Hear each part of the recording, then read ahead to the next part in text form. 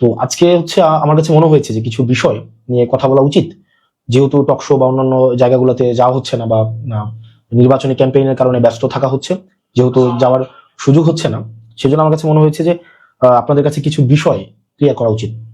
Number one, আপনি যদি গত 15-20 দিনে আপনার হচ্ছে মিডিয়ার যে চরিত্র, মিডিয়ার যে আচরণ, সেটা যদি আপনি একটু দেখেন, কতটা বস্তুনিষ্ঠ অথবা কতটা নিরপেক্ষভাবে তারা কার্যক্রম পরিচালনা করছে, মানে তাদের যে আচরণটা, মিডিয়ার যে আচরণ, বিভিন্ন পত্রিকার আচরণ, মেইন স্ট্রিম মিডিয়ার যে আচরণ, তাহলে আসলে বাংলাদেশের মিডিয়ার চরিত্রটা সেখানে প্রকাশিত হবে। আপনি দেখবেন 5ই আগস্টের পরবর্তী সময়ে প্রত্যেকটা মিডিয়ায় যারা টকশো করে এবং টকশোতে যাদেরকে আমরা প্রতিনিয়ত দেখি, আমরা প্রত্যেকটা মিডিয়া আমাদেরকে যেভাবে প্রশ্ন করেছে, প্রত্যেকটা বিষয়ে আমরা টি শার্ট কোন জায়গা থেকে কিনি, কয় টাকা টি শার্ট কেনার টাকা পাইছে কই, খাওয়ার টাকা পাইছে কই, রিক্সায় ওঠার টাকা পাইছে কই, গাড়িতে ওঠার টাকা পাইছে কই, প্রত্যেকটা জিনিসকে যেভাবে প্রশ্নের মধ্যে হচ্ছে নিয়ে এসেছে, এবং মিডিয়াতে এগুলো নিয়ে কেউ হচ্ছে রেস্টুরেন্টে খাইছে, সেটা নিয়ে হচ্ছে ঘন্টার পর ঘন্টা টকশো হয়েছে। আপনার গত হচ্ছে আপনার জাস্ট এই কিছুদিন আগ পর্যন্ত টকশো হয়েছে। অথচ এই মিডিয়ার চরিত্রটাই দেখেন, বা যারা টকশো করছে এখন বিভিন্ন মিডিয়াতে, তাদের চরিত্রটা দেখেন। গত 15-20 দিন ধরে আপনি দেখবেন না যে তাদের এই এই আলাপগুলো এখন আর টকশোতে আছে। আপনি দেখবেন বিএনপি হচ্ছে জনাব তারেক জিয়া অনেকদিন পরে দেশে আসছেন, 17 বছর পরে দেশে আসছেন, তার ইনকাম নিয়ে কিন্তু কোনো আলোচনা নেই। একটা এতদিন পরে উনি এসে আপনার হচ্ছে উনার অর্থ কিভাবে সংস্থান হচ্ছে, উনার জীবন নির্বাহ কিভাবে হচ্ছে, উনি কিভাবে এত বড় শোডাউন দিচ্ছেন, উনার নিরাপত্তার যে অর্থ সেটা কোন জায়গা থেকে সংগ্রহ করা হচ্ছে, এই বিষয়গুলো কিন্তু নিয়ে কেউ প্রশ্ন করছে না। একজনও না, আপনি একটা ব্যক্তিকেও আপনি দেখবেন না সেগুলো নিয়ে প্রশ্ন করতে। আমার মনে আছে সেটা হচ্ছে অগাস্টের শেষের দিকে খুব সম্ভবত আমাদেরকে নিরাপত্তা দেওয়ার জন্য হচ্ছে পুলিশ দেওয়া হয়েছিল 2 জন বা 3 জন করে, সেটা হচ্ছে ঢাকার বাহিরে। তো একটা জাস্ট একটা প্রোগ্রামে কোন একটা জায়গায়, তখন এই টকশোজীবীদের আমরা দেখেছি যে যে আপনার কি পরিমাণ উৎসাহ প্রকাশ করতে, যে রাষ্ট্রীয় অর্থ খরচ করে এভাবে নিরাপত্তা দেওয়া, বা এই অর্থ কেন সরকার বহন করবে।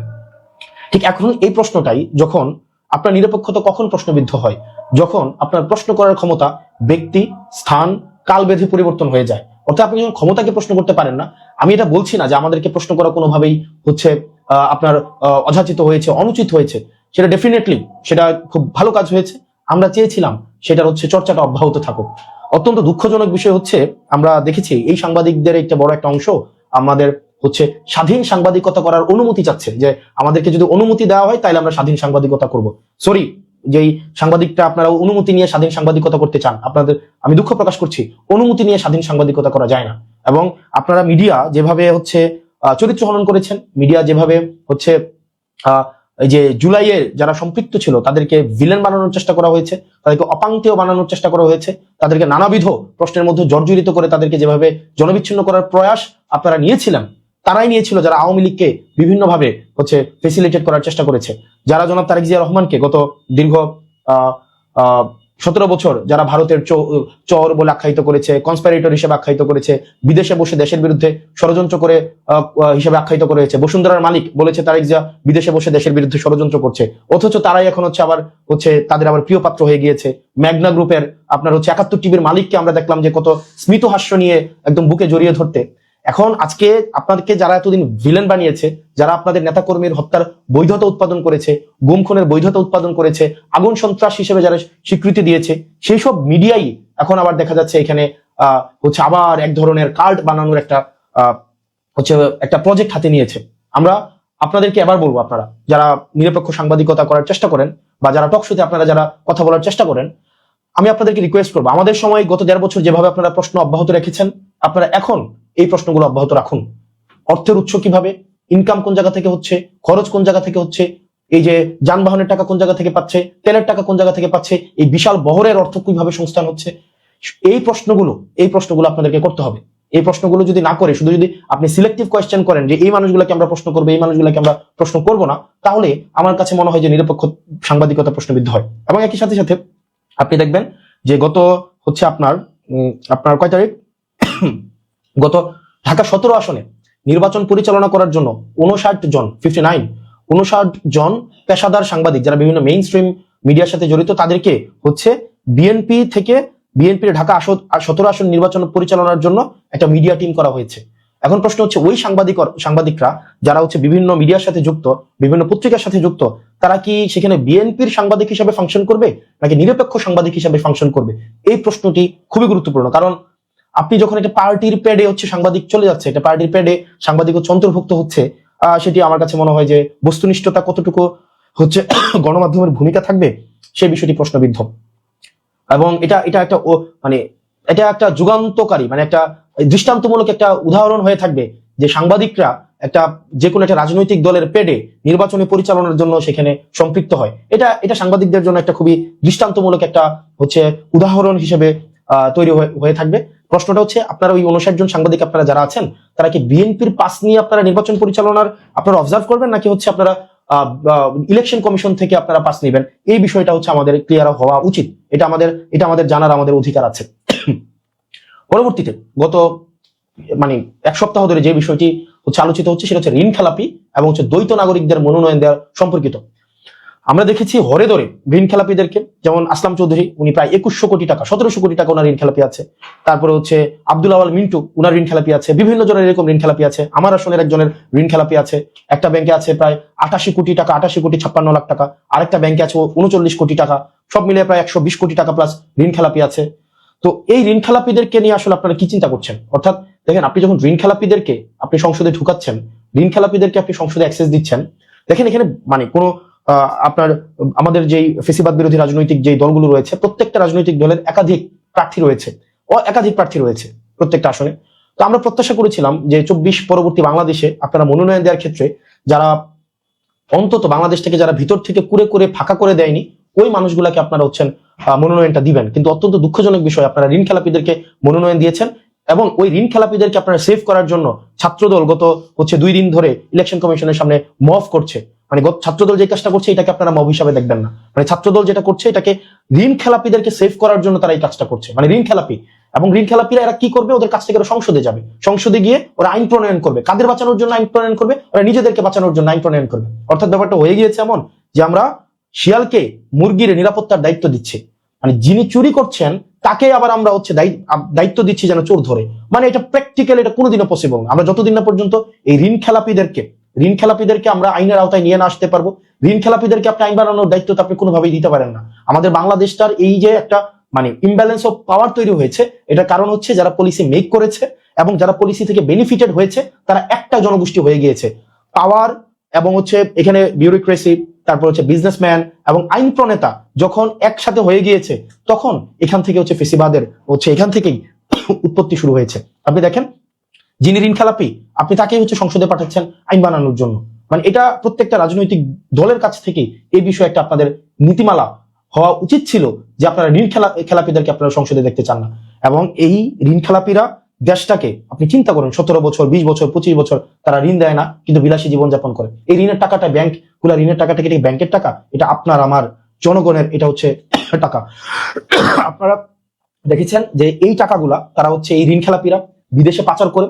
এই ঋণ খেলাপিরা এই টাকাগুলো নিয়ে বিদেশে বিলাসবহুল জীবনযাপন করে এবং বিদেশে বিলাসবহুল এই চুরির টাকা দিয়ে বিদেশে সন্তানদেরকে লেখাপড়া করায় এবং ওরা এসে আমাদেরকে হচ্ছে বলে ব্লাডি সিটিজেন।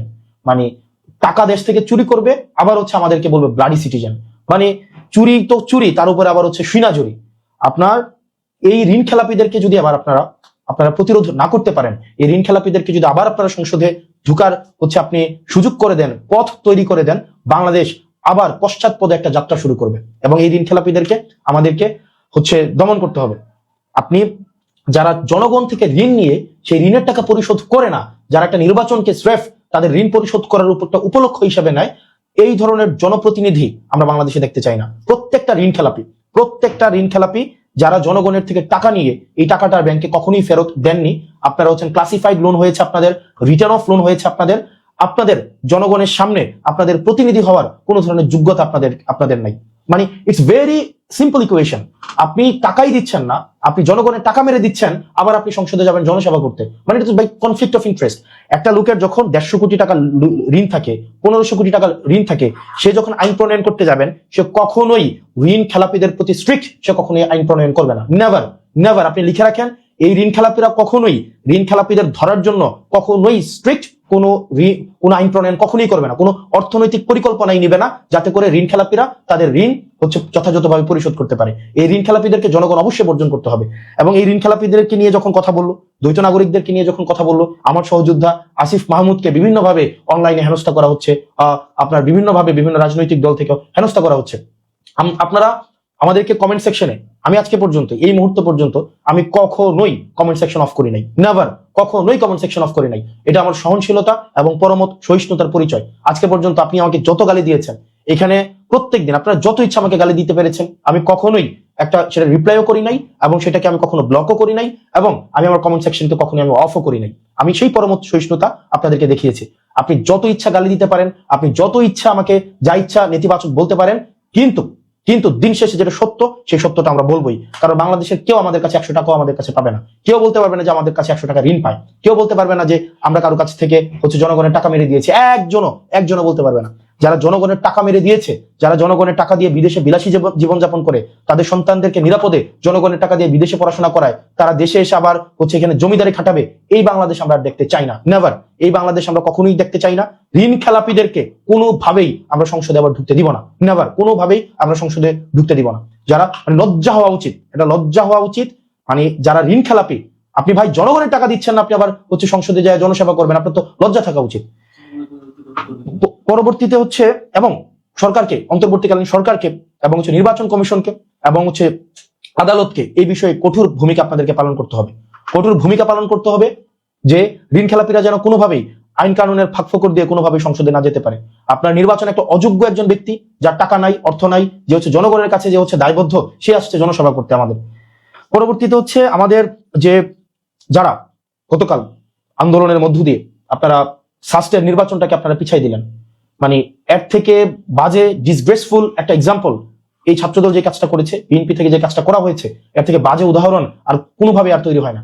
আপনারা এই নির্বাচনকে ক্রমশ, আপনাদের নির্বাচনে ভরাডুবি হয়েছে, ছাত্রদলের হয়েছে, ছাত্র শক্তির হয়েছে, কিন্তু জনগণ বা শিক্ষার্থীরা যাদেরকে বেছে নিয়েছে তারাই শিক্ষার্থীদেরকে প্রতিনিধিত্ব করবে, সিম্পল। এবং শিক্ষার্থীদেরকে আপনাদের ভোট বঞ্চিত করার কোনো অধিকার আপনাদেরকে নেই। আপনারা এই নির্বাচন কমিশনের সামনে আপনারা হচ্ছে একটা মব ক্রিয়েট করেছেন according to your language, according to the language you constantly using যে মব। আপনারা গণতান্ত্রিক আন্দোলনকে বা আপনাদের এই আন্দোলনগুলোকে আপনারা হচ্ছে মব বলে আপনারা সবসময় বলেন। তো আপনাদের মবের ভাষায় আপনারা গত 2 দিন ধরে মব করলেন, মব করে হচ্ছে আপনারা আপনারা নির্বাচনটাকে হচ্ছে আপনারা বন্ধ করে দিলেন। শাস্ত্রের শিক্ষার্থীরা, যাদের গার্ডস আছে, যারা হচ্ছে সত্যের পক্ষে থাকে আমরা বিশ্বাস করি, তারা রাস্তায় নেমে আসবে এবং নির্বাচনটা যেন হয় সেই ব্যবস্থা তারা নিশ্চয়ই করবে। এবং এই ধরনের হচ্ছে নির্বাচন বন্ধ করে দেওয়া আন্দোলন করে, এই যে আপনি তো ভাই একটা খুবই একটা কনফ্লিক্টিং আপনি একটা অবস্থান নিয়েছেন। আপনি চাচ্ছেন জাতীয় নির্বাচন হোক, কোনো সমস্যা নাই, কিন্তু ছাত্র সংসদ নির্বাচন হইতে দিবেন না আপনি। এটার মধ্যে তো আপনার হচ্ছে এক ধরনের কনফ্লিক্টিং একটা সিচুয়েশন। আপনি ছাত্র সংসদ নির্বাচনটা যে বন্ধ করে দিলেন, এটা খুব একটা বাজে উদাহরণ সৃষ্টি হয়েছে। এবং আমরা বলতে চাই, শেষ করে দিচ্ছি, মিডিয়াকে আমরা নিরপেক্ষ ভূমিকা আমরা দেখতে চাই। মিডিয়া যেভাবে আওয়ামী লীগকে যেভাবে কাল্ট বানিয়েছে, ঠিক একভাবে আপনি গত 20 দিনের যে তাদের হচ্ছে মিডিয়ার যে চরিত্র, টকশোর যে টপিক চয়েস, এগুলা দেখলে আপনারা বুঝতে পারবেন যে হচ্ছে আপনার যে মিডিয়া কিভাবে আবার হচ্ছে আওয়ামী স্টাইলে হচ্ছে আবার হচ্ছে বিভিন্ন জায়গায় বিভিন্ন ভাবে হচ্ছে আবার একটা কাল্ট বানানোর প্রজেক্টে আপনার নেমে পড়েছে। এবং ঋণ খেলাপি এবং দ্বৈত নাগরিকদেরকে, বিশেষ করে ঋণ খেলাপিদেরকে আমরা কোনোভাবে আমরা সংসদে দেখতে চাই না। এবং সাস্টের যে নির্বাচনটা হয়েছে, নির্বাচনটা বন্ধ করে দেওয়া হয়েছে, এটা খুব বাজে উদাহরণ হিসেবে তৈরি হয়ে থাকলো। এবং যারা বিশ্ববিদ্যালয়ের শিক্ষার্থী আছেন, সাস্টের যারা শিক্ষার্থী আছেন, আমরা বিশ্বাস করি আপনাদের ন্যায্য অধিকার, ভোটের অধিকারের জন্য আপনারা হচ্ছেন সেটির হচ্ছে গণতান্ত্রিক প্রক্রিয়া, সেটির আপনারা প্রতিবাদ জানাবেন এবং আমরা বিশ্বাস করি যথাসময়ে হচ্ছে নির্বাচন আপনারা আদায় করে ছাড়বেন। এইভাবে ইলেকশন কমিশনকে জিম্মি করে নির্বাচন বন্ধ করে দেওয়ার যে উদাহরণ সৃষ্টি হলো, সেটার বিরুদ্ধে আমি দৃঢ়ভাবে বিশ্বাস করি সাস্টের শিক্ষার্থীরা প্রতিরোধ করবে। আমি দৃঢ়ভাবে বিশ্বাস করি জনগণ এই ঋণ খেলাপিদেরকে বয়কট করবে। আমরা আবার সালমান এফ রহমানদেরকে আমরা দেখতে চাই না। আমরা দেখতে চাই না যে হচ্ছে সিঙ্গাপুরে গিয়ে আবার তৃতীয় ধনী হিসাবে আজিজ খানদের মতো কোনো মানুষ। আমরা সালমান এফ রহমানরা যেভাবে দেশ থেকে বিদেশে টাকা পাচার করেছে, সামিট গ্রুপ আমরা আবার দ্বিতীয় দেখতে চাই না। কিন্তু আমরা দেখতে চাচ্ছি যে আবার হচ্ছে নতুন সালমান এফ রহমান, নতুন সামিট গ্রুপের মালিক, নতুন আজিজ খান আবার রাষ্ট্রীয় পৃষ্ঠপোষকতায় আবার আবির্ভূত হচ্ছে। তো সেই জায়গা থেকে আমরা বিশ্বাস করি জনগণ সেই জায়গায় সচেতন থাকবে এবং সেটির হচ্ছে আপনার জবাব জনগণ দিবে। এবং দিন শেষে আপনারা যারা ঋণ খেলাপিদের পক্ষ নিচ্ছেন, আপনারা আপনাদের বিবেককে প্রশ্ন করুন। আপনারা যারা ঋণ খেলাপিদের পক্ষে নিচ্ছেন, আপনারা আপনাদের বিবেককে প্রশ্ন করুন। নেতার পিছনে আপনারা শ্রম দিচ্ছেন না, নেতার পিছনে আপনি আছেন, নেতার পিছনে আপনি কর্মী হয়ে থাকেন, কিন্তু নেতা আপনাকে আপনাকে ব্লাডি সিটিজেন হিসেবে মনে করে। নেতা কখনোই আপনাকে মনে করে না যে আপনি একজন নাগরিকের পর্যায়ে আপনি পৌঁছাইছেন। নেতা আপনাকে চাঁদাবাজ মনে করে, নেতা আপনাকে মনে করেন আপনি হচ্ছেন মায়ের একটা চাঁদাবাজ। এবং এই আপনার টাকা দিয়ে এই নেতা তার সন্তানকে বিদেশে রেখে পড়ায়, আর বিদেশে বিলাসী জীবনযাপন করায়, আর আপনাকে দিয়ে রাজনৈতিক কর্মকাণ্ড করায়, আপনাকে দিয়ে মারামারি লাগায়, আপনাকে দিয়ে রাস্তা বন্ধ করায়, আপনাকে ব্যবহার করে, আপনার ভবিষ্যৎ ব্যবহার করে, আপনার কেরিয়ার ব্যবহার করে। অথচ নেতার নিজের সন্তানের ভবিষ্যৎ কিন্তু সিকিউর রাখে, বিদেশে পড়াশোনা করাবে। এবং আপনি নেতার পিছনে খাটবেন, নেতার পিছনে খেটে খেটে আপনি যারা ওই যে ঋণ খেলাপিদের পক্ষ নিচ্ছেন, আপনি ঠিকই নেতার পিছনে খাটবেন, নেতাকে চাটবেন, নেতার পা চাটবেন, কিন্তু চাটতে চাটতে চাটতে চাটতে দেখবেন আপনার জিভা ক্ষয় হয়েছে, বয়স চলে গিয়েছে। এবং ওই সময়ে বাই দ্য টাইম নেতা তার সন্তানকে বিদেশে রেখে আবার বিদেশ থেকে নিয়ে এসে আপনার উপর বসাই দিবে। নেতার ছেলে আবার নেতা হয়ে যাবে, আপনি আবার নেতার ছেলের পিছনে আবার ঘুরবেন। নেতা দেখা যাবে এই যে একটা কন্টিনিউয়াস প্রসেস। আপনি আমাদেরকে ট্রল করে, আপনি আমাদেরকে গালি দিয়ে আপনি আমাদেরকে থামাইতে পারবেন না, কারণ আমরা একটা রূঢ় সমাজ বাস্তবতে আমরা বড় হয়েছি এবং সবচেয়ে প্রতিকূল সময় আমরা বিশ্ববিদ্যালয়ে পড়াশোনা করেছি। সুতরাং আপনি আপনার জায়গা থেকে মানে আপনি যতভাবে আমাদেরকে দমানোর চেষ্টা করেন সেই জায়গায় আপনি পারবেন না। নেতার পিছনে খেটে খেটে আপনি চামচাই থাকবেন এবং আপনার বিবেককে প্রশ্ন করেন। আপনি একজন ঋণ খেলাপিকে সমর্থন দেওয়ার জন্য, এটা চোর, মানে ঋণ খেলাপি শুনতে অনেক সুন্দর লাগে, এটা চোর, ব্যাংক চোর। মানে যারা ব্যাংক চোর, জনগণের টাকা চুরি করে দেয়, মানে কেউ হচ্ছে একদম সরাসরি পকেট মারি করে, আবার কেউ হচ্ছে বাড়ি থেকে টাকা চুরি করে, কেউ ব্যাংক থেকে টাকা চুরি করে, হচ্ছে কি এলিট শ্রেণীর চোর। এরা হচ্ছে চোর, এদের লজ্জা হওয়া উচিত। এই চোরগুলা ব্যাংক থেকে টাকা চুরি করে করে হচ্ছে নিজের ছেলে মেয়েদেরকে এবং পরিবারকে বিলাসী জীবনযাপন করায়। ওদের লজ্জা হওয়া উচিত এই ব্যাংক চোরদেরকে। এই ব্যাংক চোর এবং হচ্ছে এই যে জনগণের টাকা যারা চুরি করে, আপনারা যারা এদের পক্ষ নিচ্ছেন, নিজেকে একবার চিন্তা করে দেখেন তো, আপনার সন্তান কিন্তু ঠিকই প্রাইমারি স্কুলে পড়ে, আপনার ছেলেকে কিন্তু ঠিকই দুবাই গিয়ে হচ্ছে কামলা দিচ্ছে আমার বাপের মতো, আপনার ছেলে হচ্ছে ঠিকই ওমান, দুবাই, কাতার, সৌদি আরব যাচ্ছে। আপনি দেখা যায় বয়স হলে স্যার বলতে হয়। নেতার পিছনে খাটতে খাটতে চারটে চারটে জুতা শেষ হয়ে যায় এবং জিহ্বাও ক্ষয় হয়ে যায়, কিন্তু নেতার ছেলে ঠিকই আবার ঘুরে এসে আপনার নেতা হয়ে যায়। তো এই গোলামির জীবন আর কতদিন? এই মনস্তাত্ত্বিক ভাবে আর কতদিন গোলাম থাকবেন? ভাই, মনস্তাত্ত্বিক ভাবে এই গোলামি বর্জন করে আপনি আপনার জায়গা থেকে সরব হন এই চোরদের বিরুদ্ধে, এই জাতীয় চোর, এই এলিট চোরদের বিরুদ্ধে, যারা স্যুট বুট পরে, সুন্দর সুন্দর পায়জামা পরে, দামি দামি জুতা টোতা পরে, বডি স্প্রে লাগায় আমাদের সামনে আসলেই আমরা মনে করি যে সে অনেক বড় নেতা হয়ে গেছে। এগুলো আপনার আমার চুরি করা টাকা দিয়ে সে এগুলা কিনে। আপনার আমার যে টাকাগুলা, এগুলা ব্যাংকে রাখা ট্যাক্সের টাকা, সেগুলো তারা চুরি করে তারা হচ্ছে বিলাসী জীবনযাপন করে, একদম গাড়ি করে সামনে এসে একদম ইয়া করে। এই চোরদের বিরুদ্ধে আমাদের প্রতিবাদ থাকতে হবে। আর এই গোলামি থেকে যদি আমরা মুক্ত না হই, গোলামির চিন্তা থেকে, আপনি চিন্তা করেন, মানে সে তো চোর, এই চোরের গোলাম হচ্ছেন আপনি। মানে আমরা যখন এই ঋণ খেলাপিদের পক্ষে অবস্থান নেই, একবার চিন্তা হয় না, এই টাকাগুলা দিয়ে কিন্তু আপনার সন্তানের চিকিৎসা নিশ্চিত হইতো, এই টাকাগুলাই দিয়ে কিন্তু আপনার সন্তানের শিক্ষা ব্যবস্থা নিশ্চিত হইতো, এই টাকাগুলা দিয়ে কিন্তু আপনার অবকাঠামো নিশ্চিত হইতো। কিন্তু এই টাকাগুলাই হচ্ছে ওরা বিদেশে পাচার করে হচ্ছে ওরা হচ্ছে আপনার বেগম পাড়া বানাইছে। আপনার নেতাকে কখনোই কষ্ট করে কম দামি জামা কাপড় পরে, কখনো বিলাসবহুল জীবনযাপন করে ছুটিতে যায় থাইল্যান্ড, অস্ট্রেলিয়া, সিঙ্গাপুর, ঠিকই কিন্তু ছুটিতে ওখানে বেড়াইতে যায়। কিন্তু আপনি দেখেন আপনার যেই কপাল, এই কপালই থাকে গোলামের কপাল। এই কারণে জাতি হিসাবে যদি মন থেকে আপনি গোলামি মুক্ত না হইতে পারেন, আপনার গোলামি যদি বিসর্জন দিতে না পারেন, আর নেতাকে এভাবে চাটতেই থাকেন, নেতার পিছনে যদি এভাবে খাটতেই থাকেন, এবং নেতাকে এই চোরের পিছনে, যারা চোর আছে কিছু, এই ঋণ খেলাপি চোর, বড় বড় চোর, এই চোরের পিছনে যদি যানজীবন দিয়ে দেন, এটা হচ্ছে আপনার মনস্তাত্ত্বিক গোলামি। এবং এটা গোলামির জীবন। 100 বছর বাঁচার থেকে একদম নিজের মতো করে আত্মবিশ্বাসের সাথে 1 মিনিট বাঁচা বেশি সম্মানের। গোলামের পিছনে, চোরের পিছনে, ঋণ খেলাপিদের পিছনে 100 বছর গোলাম হয়ে বাঁচার থেকে আত্মবিশ্বাসের থাকে নিজের ইনকাম করা 100 টাকার উপরে বেঁচে থাকা, 1 মিনিট বেঁচে থাকা অনেক বেশি সম্মানের। তো জাতি হিসাবে যদি গোলাম না হইতে চান, এই চোরের পিছনে শ্রম দিতে না চান, এই ঋণ খেলাপি চোর, ব্যাংক চোরদের বিরুদ্ধে আপনারা অবস্থান নেন। ইনশাল্লাহ আমরা, জনগণ যাকে ভোট দিয়ে নির্বাচিত করুক না কেন, আমরা ঋণ খেলাপিদের জন্য পরবর্তী বাংলাদেশ আমরা হারাম করে দিব। বাংলাদেশ আর সালমান এফ রহমান হইতে আমরা দিব না। বাংলাদেশকে আজিজ খানদের হাতে আর তুলে দেওয়া হবে না। নতুন করে যারা আব্দুল আওয়াল মিন্টুদের মতো এলিট ব্রিডরা এসে আমাদেরকে যারা হচ্ছে আবার ওইখানে হচ্ছে আপনারা হচ্ছেন বর্জ্য, আমরা হচ্ছে প্রলেতারিয়েত, এইভাবে আপনি দৃষ্টিকোণ থেকে দেখবেন, আপনাদের হাতে আর বাংলাদেশ তুলে দেওয়া হবে না। সুতরাং এই ঋণ খেলাপি চোর, এই ব্যাংক চোরদের ব্যাংক ডাকাতদেরকে আপনারা হচ্ছেন প্রত্যাখ্যান করেন, আর গোলামের মানসিকতা বাদ দেন।